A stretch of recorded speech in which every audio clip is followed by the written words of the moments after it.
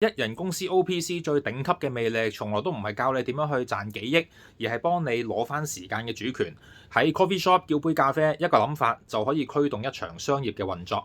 我以前打工嘅時候都成日講話自己見同事多過見阿媽。我喺創業課之中最中意講嘅一個道理就係一個人嘅生命之中咁多時間，除咗瞓覺，花得最多嘅時間就係工作。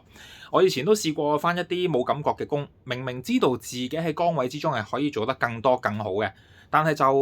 唔敢、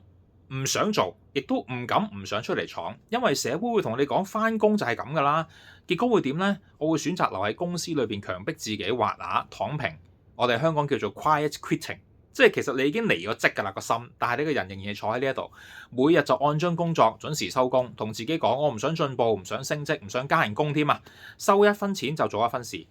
起初我都以為呢一種 hea 做其實係對抗資本家、揾公司着數嘅小聰明，但係其實都係另外一種嘅慢性自殺。積極心理學嘅研究就證明，真正讓人痛苦嘅，從來都唔係做嘢太攰，而係你明明知道自己有才華，明明知道自己有潛力，但係就強迫自己假裝平庸。呢一種潛能嘅閒置呢，會轉化為巨大嘅精神內耗，喺不知不覺之中徹底磨滅你對生活方方面面嘅所有熱情。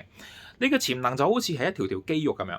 你日日都唔用佢，佢就會慢慢咁萎縮。等到有一日 AI 嘅大浪真係冚過嚟，公司裁員嘅時候，嗰啲當初勸你要穩定，每日同佢一齊 hea 嘅同事，其實冇一個人會幫你供樓。